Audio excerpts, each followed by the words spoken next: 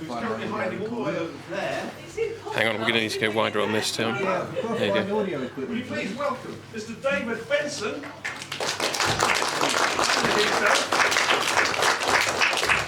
Thank you. Mr. Nicholas Pegg, some of you may know him. And we finished as stock posh bloke. And, of course, Mr. Richard Marson. Tim's going to come running down now. That's and good luck. It's such a right place. I'm hiding because I only got told I was doing this about 10 minutes ago, so I've been Googling you like mad. I hope it didn't hurt. Do you know, I thought I felt a strange tingle. That was really Google. Never Google yourself. Yes, they warn you about that at Catholic school, don't they? They do, yeah. They tell children now as well, I think. Don't go online, don't Google your own name. Because the kids find out family secrets, you see. Yes. Are we? We're rolling up here. We're rolling up here. The audience is recording, so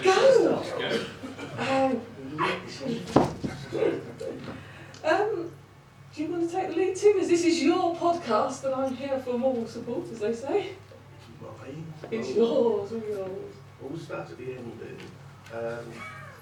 David, unfortunately I've never made it up to the Edinburgh Festival. You had a highly successful show this year. Am I talking into a microphone? You're talking into this microphone or that microphone. You need to whichever one you We can hear you. some of them are. So yes, there we go. Yeah, you had a very successful show at Edinburgh this year, which did prompt a question in my mind. Because, like a lot of people in comedy, I'm guessing you're not really on the blue side of politics. No.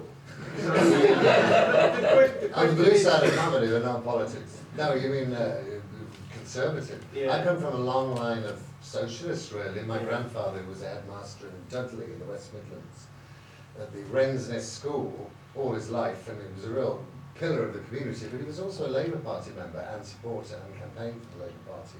And, you know, sort of, they were posh, kind of middle-class Labour Party supporters in those days.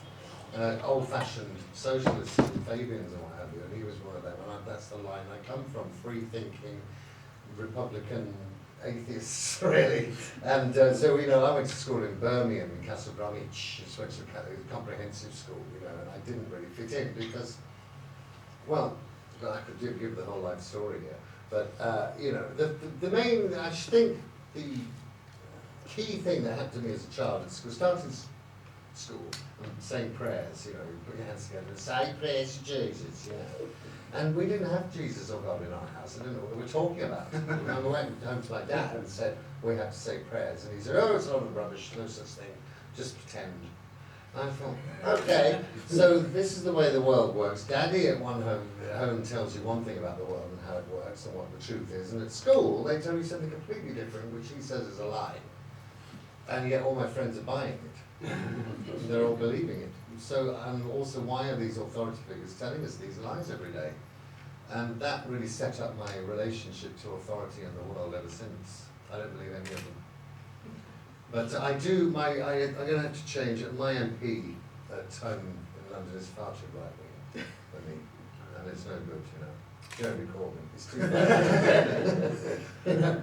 No, he is actually my MP. He's Almost prompting my next question. He's a brilliant MP. We have to talk politics. What's your view on the current state of the Labour Party? Will they turn the ship around in the Well, I next think, 5 you know, years? since we're at a science fiction convention, it's because it is as if they were overtaken by aliens. You're right. Yeah, I'll just see if I can get Tim to be back to a Doctor Who convention. Well, it's up to you. We'll talk about whatever you want to talk about. But you know, it's like the Labour Party was taken over by aliens in the 90s, and now it looks on the surface looks like it is, and yet there's kind of other things writhing away underneath the skin, and that's I think Corbyn is now the only one left who's a real Labour Party member. Yes. And so he's got to have, even if he gets elected, he's going to have a massive job in order to bring over all these people who have become neoconservatives that have been affected by that alien virus. Which is an alien virus, because we're not naturally neoconservative in this country. I don't think. And so I think it's going to be very interesting to see what happens there. And I wish him luck, Mr. Corbyn. I think he's amazing to take on all the, he's the only one who's not allied to industry, business, corporations. He's representing us, the people. And that's why I like him. I've had a slightly laid back, stepped away attitude to it, because I have friends not that far away from me, but in London, who are like very staunch Labour supporters, members of the party. People ring me up and tell me who I should be voting for in this and so on and so forth, and I'm interested in politics, more interested than some people I know, but I've never got as far as joining a party or getting... No, I wouldn't join a party ever. I've never got to I don't like the idea of joining a group that you then have to agree or pretend to agree with. Well, this is the problem they're having at the moment. Some people are trying to join to vote and they say, oh, you don't agree with us. No, yeah, I think it's a huge game, isn't it? And do you want to talk about this? We can talk about this. I like talking about this. I don't want to hijack it. But Boris, but the thing was, you asked me about Edinburgh. You asked me about Edinburgh, and of course I was playing Boris Johnson. So that was a very odd one, and one that I didn't expect to be doing, but it was, I know, and... what do they call him, Bojo? Yeah. Yeah. Let's not have any names. Bojo. I don't think it's never affection, is it? He doesn't use his initials, you know, just like some people. It might get him the wrong kind of offers. But he, you know, but a fascinating character to play. Politically, I'm not sure if he really, I mean, he's totally old school Tory, isn't he? And he doesn't really represent us, but everybody likes him, and they feel that they would like to have a drink with Boris, and he would be fun to go out with, whatever. You've touched upon him what I think is the biggest problem with him, that everybody has a view on him of the have I got news for you persona, and Well, they that's say he's this bumbling man who has purposefully untidy hair, and it's as if they don't even listen to what he says the rest of the time. Everybody's transfixed by his hair, and I think if he got alopecia, his political career would be over. Because it's all about this, you know, and he's constantly doing this with his hair, and we won't go into a studio, you know, into a TV studio until he's done that for 15 minutes in a mirror and got it exactly the way he wants it. I used to do that all the time. Did you? It's all part of the look and image, isn't it? It is, but it works, you see, and he's done what Quentin Crisp used to say people should do, and I don't know if any of you know Quentin's wonderful one-man show that he did for many, many years, and he talked about how you should take that which makes you like yourself, rather than whether it's good or bad in other people's eyes, and make it, and use that to present yourself to the world, warts and all, and say, here I am. And in other words, get what the joke is before they do, and present that to the world, and he's done that brilliantly, and it's worked. And he might well in the next 5 minutes. Yeah, that's the worrying thing. But it will always be entertaining, at least he's not just a drone, he is at least, he might Shouldn't send it. change stuff. Yeah, let's talk about I'm sat next to someone who worked in one of those buildings that I've idolised. You know what television says? I love this t-shirt, by the way. Yeah, It's there were a few. beautiful. I sadly only managed to get into the place a couple of times. Once was for a recording Pointless. I have been on screen. That was me clapping at one point. And the other time was, and it almost never happened, I was on one of the very last guided tours. I'd been over to the States for the Gallifrey convention. I'd just landed, and within about hours of me landing, I got a message online from a friend who I'd been kind of like circulating for months, because he was, oh, I'm going to go in the last few, I'm going to go in the last few months. So if you get any tickets, just get in contact with me. And so I got this message on the internet, and it was, you still interested? You still interested? The jet lag on that side of the Atlantic is nothing to the jet lag on this side of the Atlantic. And so I'm looking, I'm like, yeah, because it's like about a month before it would just shut down and building sign. What did they show you? There was nothing happening then, was there? They used to do that really annoying thing where they put you in a donut in the middle because of the echo, and they get everyone to clap. And if you were in one of the offices, that happened about 8 times a day. They had a thing where frustratingly you were on your own like I was.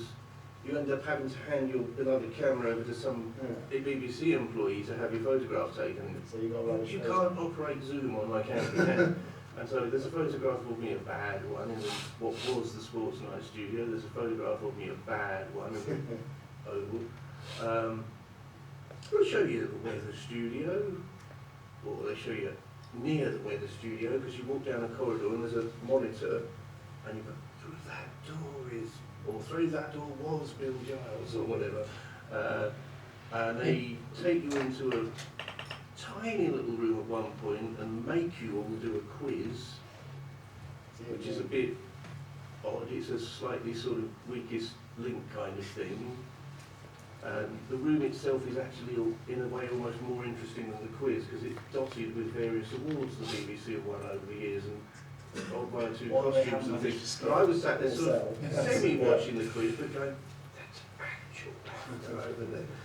And yeah, I mean, it took us through some room that at one point was clearly a storage space for bits of set. And so I see some huge column and I point at them and say, was that used on Strictly? Was that used on Strictly?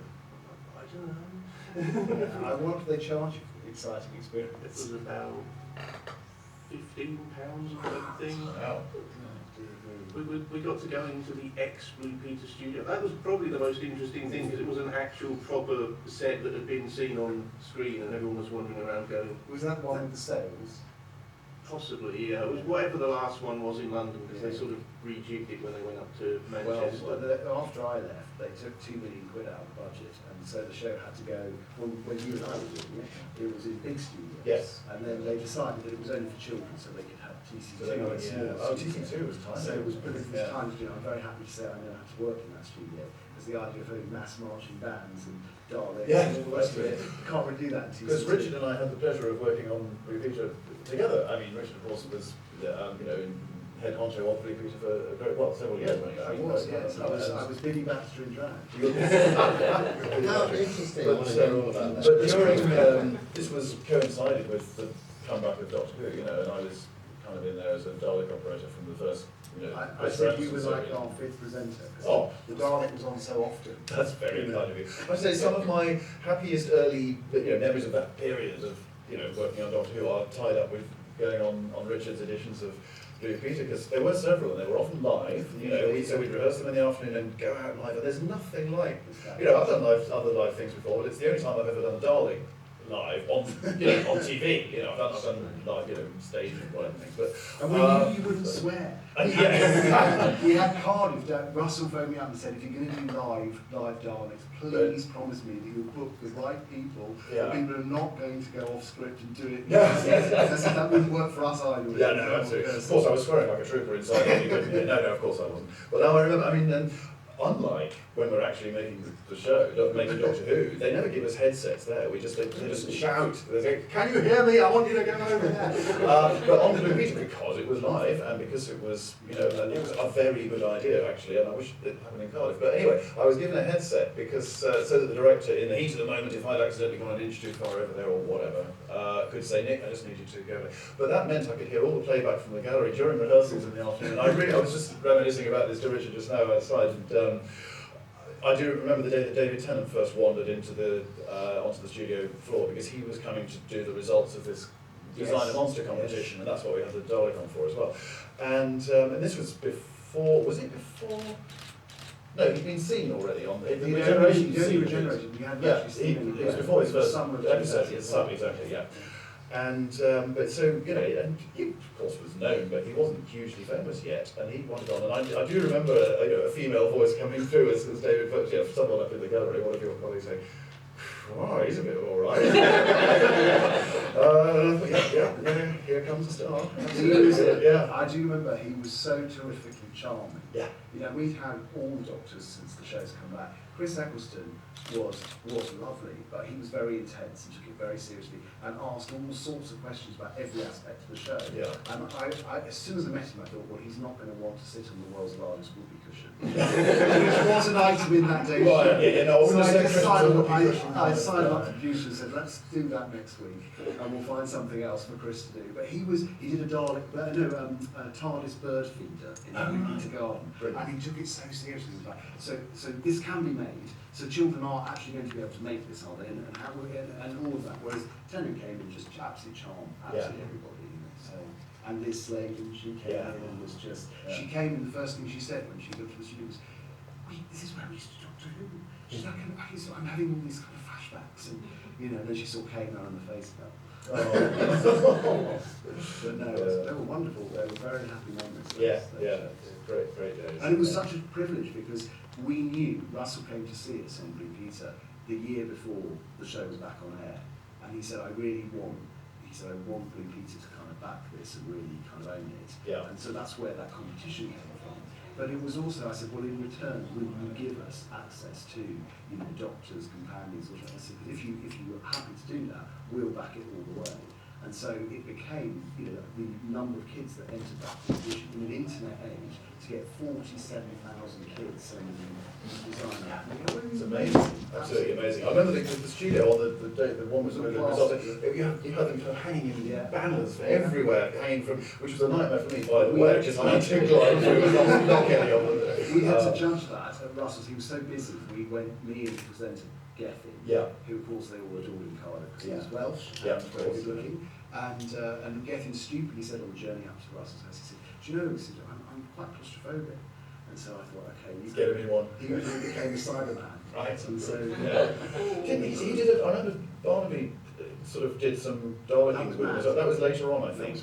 Yeah, it was a bit later on. Yeah, that's right. I don't think that went so well. I think that's, Daleks, as you are here to testify, are a very special art. Putting a Blue Peter presenter in there where enthusiasm is 90% of it and 10% of it skill, that didn't go so well. Yeah. I don't know if Gethin's bit of Dalek ever actually ended up on screen. Probably not. I think it was sort of It's in the a little bit, but yes, right, okay, I'm not sure it did happen. Yeah, I know, I remember sorry it happened. Oh no, of course not. The other thing I remember about another thing I remember about doing a live Blue Peter was, I forget which one it was, which particular edition, but there was one time when I came in to do the Dalek thing, and you had McFly were on the same edition, and they were huge at the time. McFly were the bee's knees, and anyway, so I came to reception and checked in, and they said, oh yes, come this way, and whoever it was who was walking me down the corridor, said, we're a bit short of dressing rooms at the moment, so I'm afraid you're going to have to share with McFly. So, as my proud boast that I shared a dressing room with McFly, I never actually met them, because they were in the studio doing their thing while I was there. So I was shown into this slightly messy, but a dressing room that they'd already had their sandwiches, and there were bits of, some of their coats or whatever were lying around, and I had to, sit in there for a bit and get myself ready for the thing. But then by the time hot desk. It was hot desking, exactly, that's right. And then I was called to the studio and they presumably came back. Never the twain did meet, but at least I got to boast to my sister that I'd shared a dressing room with her. My favourite memory of that Doctor Who time on Blue Peter was getting a phone call saying that the actor we'd hired to play an Auton in a pre-title sequence we were recording in the morning had a complete freak out. And what were we going to do? I said, I'll play. And I went down to the studio. This was a complete self-indulgence because I thought everyone wants to be a Doctor Who monster. And this was all right, and they said, well, the suit won't fit. I said, I'll wear my own suit. Brings his own suit. Went down there. Of course, when they put the mask on, I thought, oh God, I don't know how to do this. Because it was a tiny little hole. But I thought, I can't, pride demands that I see this through. And being big-headed enough to say, you don't need anyone else, I'll do it. And I went down, of course, it took like 2 hours to do this thing. And it gave me so much respect for people who spend a lot of time cramped into those costumes and skins. Absolutely. And every time I see them, I have that thought, I think, that is so hard to do. I mean, we have our various trials and tribulations doing the Daleks, but at least in a Dalek, you're not pressed up against it the whole time. You've got a little. Do you take anything in there with you? Bottle of gin and I've got an optic actually in there, and I just sort of, I wish. No, not really. We do sometimes have. A fan in. I don't mean like one of those. There's room for John and no, not one of those. There wouldn't be room.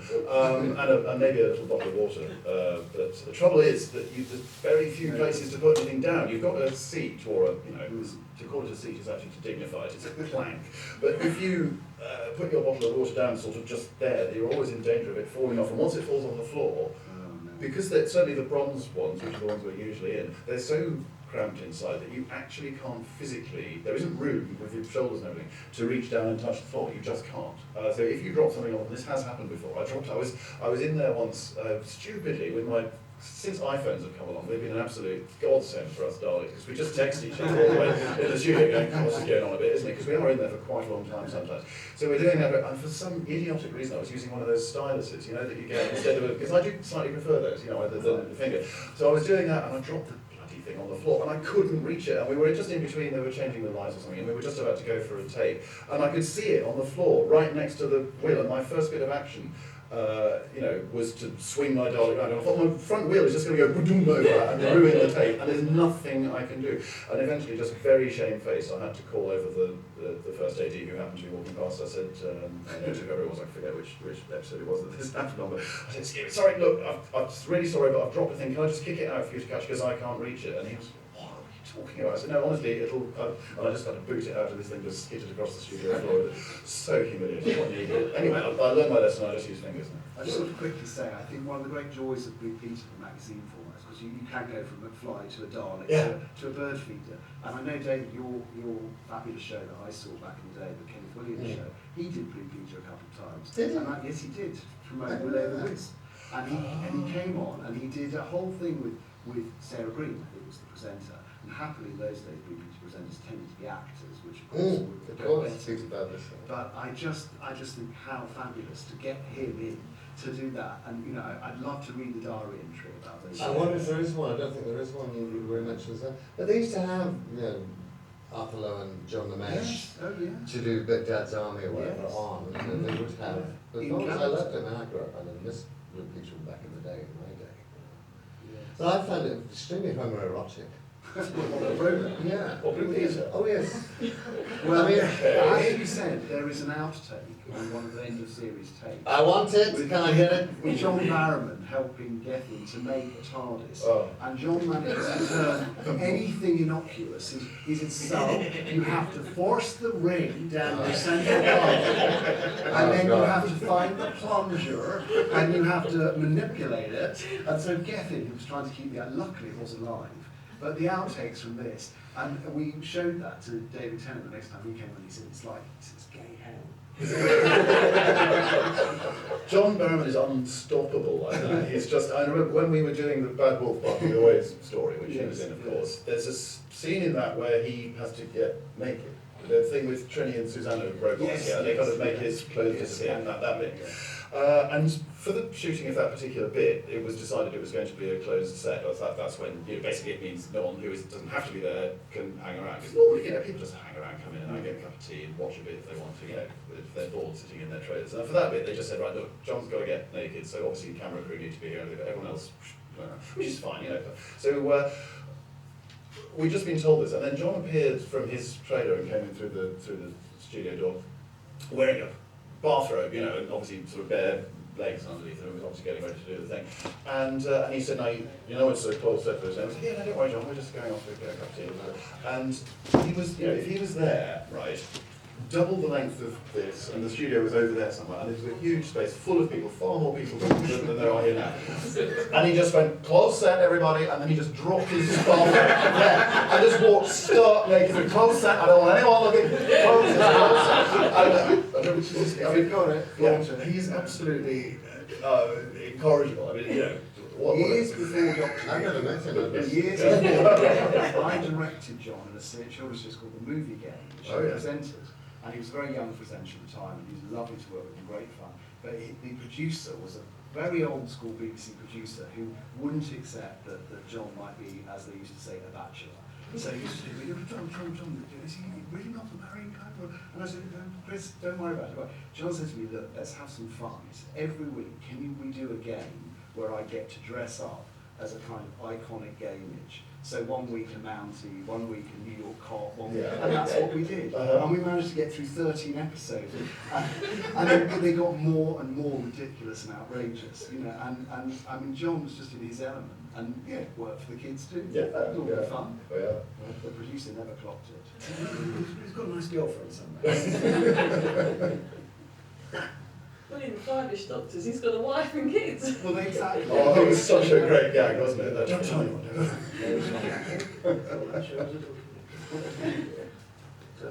Now, you were responsible for the excellent documentary around the time that TV Centre tragically shut down. And there was a lot of excitement around that, and it was 90 minutes long. Yes, it was amazing. So the obvious question is, what ended up on the cutting room floor, even with a 90-minute Well, running the time? big problem with that documentary was that everybody said yes. Usually when you're putting a documentary together, people are a bit, how much are you paying, and all the rest of it, and we weren't paying anything. Everybody wanted to do it, including David Frost, who at that point was very ill, and it was really poignant. He said, please can we do it in the studio that we used to do, that was the week it was in. And he came in and he sort of summoned up, he did his hello, good evening and welcome. And it was just, so many of those moments where the hair on the back of the neck would stand up, because all these people were taking part in a love letter to a place that had meant so much, not just to them, but to those audiences. And I think it was almost at the last gasp, but they gave us 90 minutes, we had minimal interference. The only thing was I didn't want a commentary, because so many modern documentaries that use archives of it are ruined for me by a smart-ass voice going, oh look, they're wearing flares, ha ha ha, and I can't stand that. Yeah. So I said, I want the narrative to be driven by the people in the show.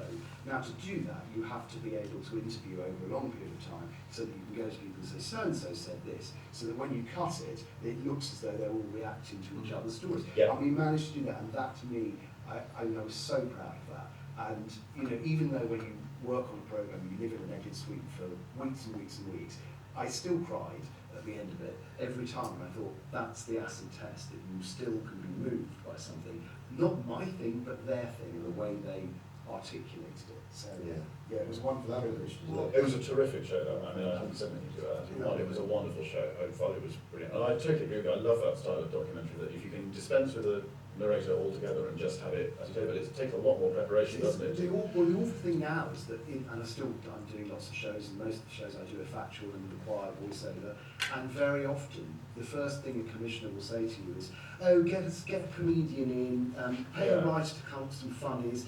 He's the come dine with me school. Yeah. And it kind of works like come dine with me. Yeah. But I just think it's so patronising to people. They don't need that. Yeah. And musical rules. Oh, and the Endless music. Yeah. funky music. You can't have a documentary like you did in the old days where there was Just somebody silence. talking. Yeah. There has to be musical. Yeah. And where did this come from? It's also fear. There is so much fear. When you sit in a cutting room now, you don't sit there with just, an executive producer. You have someone from a channel, you have someone from a brand sometimes, you have someone, and all of these people feel they have to justify their existence. So therefore they will find something usually daft to say. My favourite recent example was someone from a major television company who said, whose name was, guys, I've come up with what, shoot me down in flames if you think this is stupid, but where I'm coming from, I've been thinking about how, could we possibly cut the show so it runs backwards? So you cut the end first and then go backwards? Because no one's really done that, and that would be really brave, and I said, that would be stupid. There's a reason why they do that. Yeah, I'm afraid the reason why I've not been a lot more successful is that I don't have the political ability to unroll my tongue and say, that's so wonderful. Yes. I just think, that's so great. Yeah. So when you watch W1A, is it a documentary? It's a documentary, I have worked with a head of better. No, I don't want that. No, that's wrong. I know that with that lady. There's a lady who works in television who's, no, I can't tell you that, that's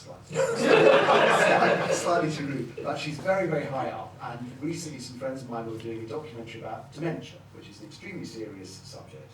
And they are absolute experts in their field of programme making. And they'd set it up and worked on it for a year and a half, and they went into her with the first cut of the first programme, and her note was, well, it's not very funny, is it? Can we find a few laughs? And then she said, it's got a lot of old people in it. Can't we make it a bit sexier for a few younger people? It's just that everything is wrong with modern culture, really. So I said they In should one go back person. and pitch a show called Glamentia, which was about the glamorous aspects of it. Because I mean, where do you go with that? They came back and they said, what were we supposed to say? This is the woman who was paying the bill for it. Yeah. In the end, they didn't show one of the programmes because the channel decided it was too depressing. I mean, It is quite right. That's shocking. It is full of people who, like in W1A, there are people in offices who just sort of come their backs and go, oh yes, very strong, oh yes. I worked for somebody who had the title Head of Interactivity Change Management, which was the sort of Lovely. 2 jobs in one. That was a 6-figure salary. So I adore the BBC, I'm passionate about it, but I sometimes think their self-inflicted wounds are so painful when you care about it, and you think, why are you doing, and we were talking earlier about how the NHS, teaching, government, all of these major institutions share common problems, and a lot of it is to do with the importing, I'm afraid, from the States, of this kind of management culture, which says a lot about nothing. And it's really sad, and going back to what you It's said. all about having lunch, isn't it? Oh, and just spinning, making themselves look busy. And Let's pretend we're busy. uncomfortable. They're like, oh, that's a bit There's a show in this. and, There's a show attacking these people.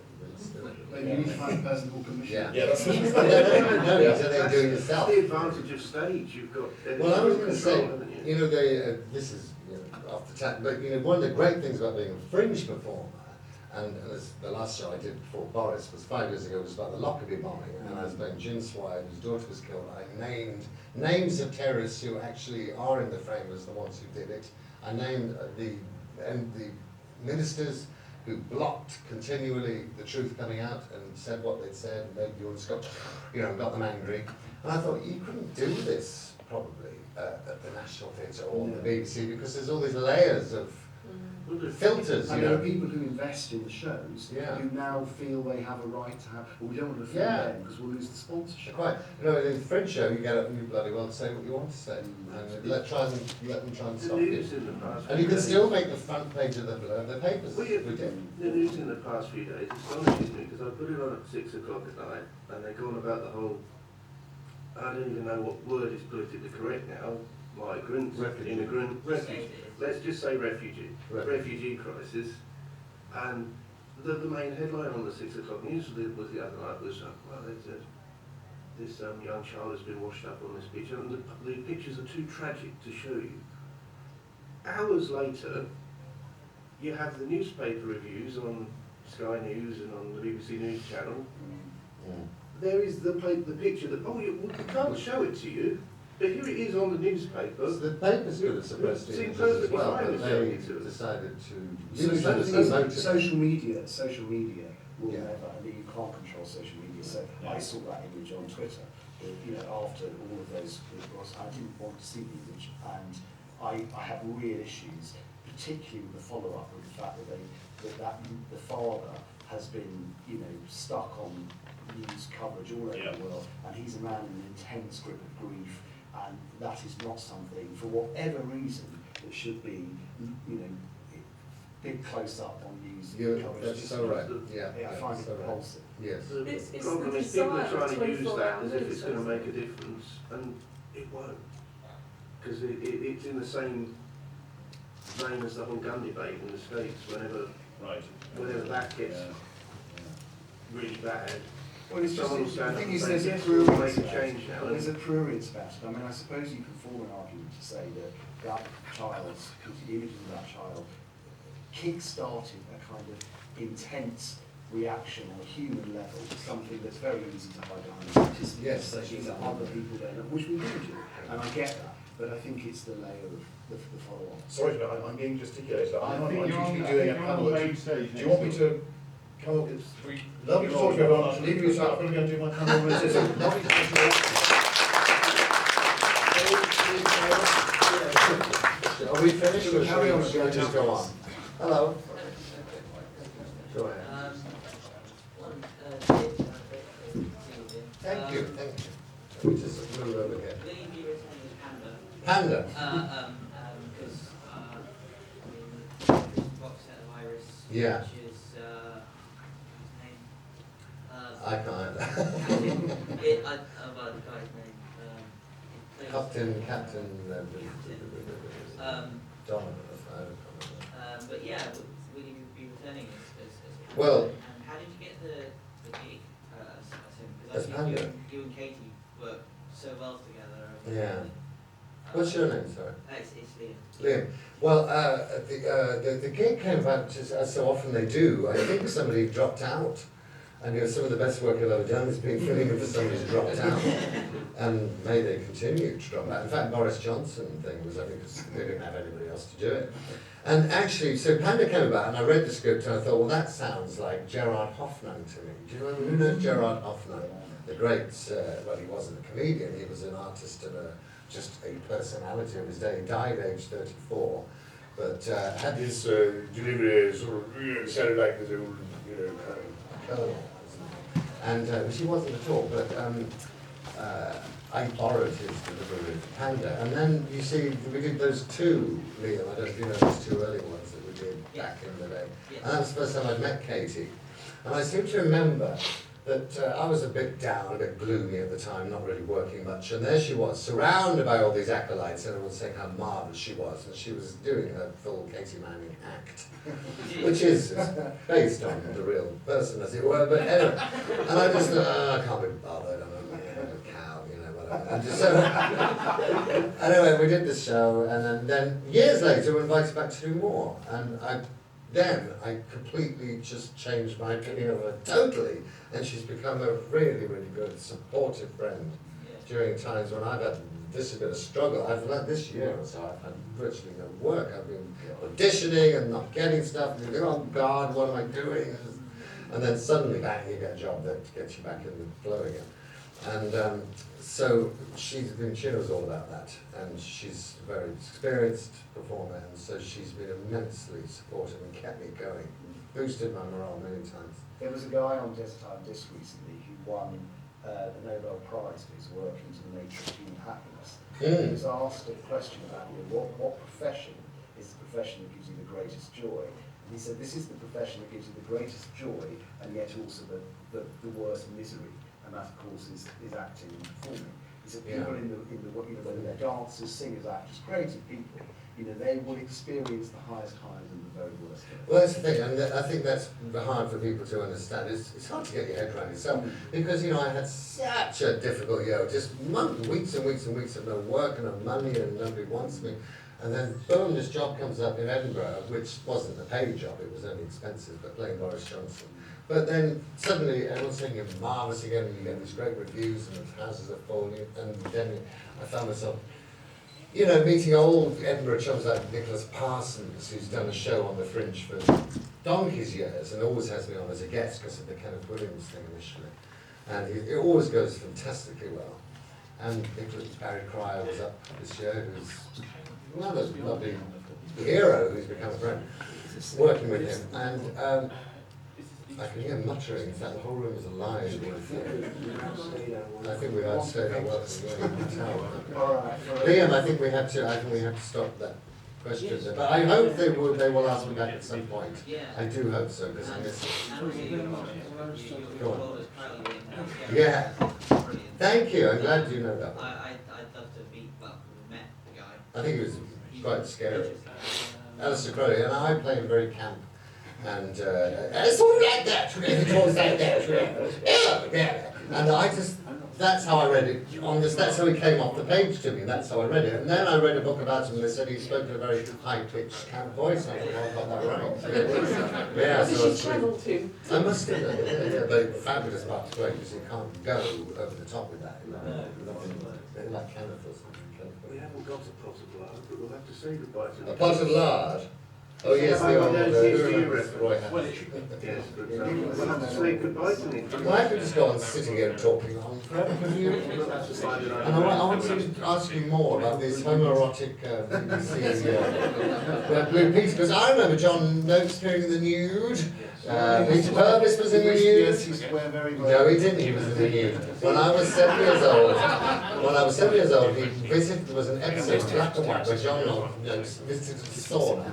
And he had this little friend who took him around the sauna, and you saw them going in bare ass into the sauna, and the next day at school, the I sauna have to was say, we did that with Matt Baker years later in the St. Petersburg sauna, where he was beaten by the van driver with Right. twigs. Okay. Because that's what you do when you go to Russia. Of course, absolutely. And I just remember these, and there was also Peter Shilton giving John Noakes and Peter Purvis a training session where they ended up in the shower together, naked. And I'm But sorry, that's not homoerotic, that's what it was to me.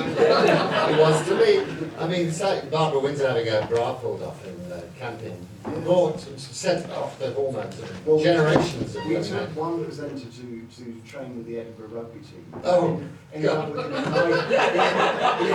ice box with all these boys pouring ice cubes all over him. Well, I did have to answer a few letters after that. Did you show everything? Yeah, not everything. Where will it all end? I can't hear a word Yes, more is praise. your next school called Blue Peter? Okay. Jeffrey's. I'll be right back, but my next one I should go back with Peter about it. That's my trouble. I think Lily Maxwell must have had a pretty good eye for what she sort of wiped the kids out because she had them naked. She kept in touch all those years later. You ever saw Valerie Singleton naked? She did. Valerie wore clothes in bed. She could go to the toilet. She was like the queen. I know. She was that good. But, Thank it's you all very this. much indeed. We're going to take on. Thank you and good night.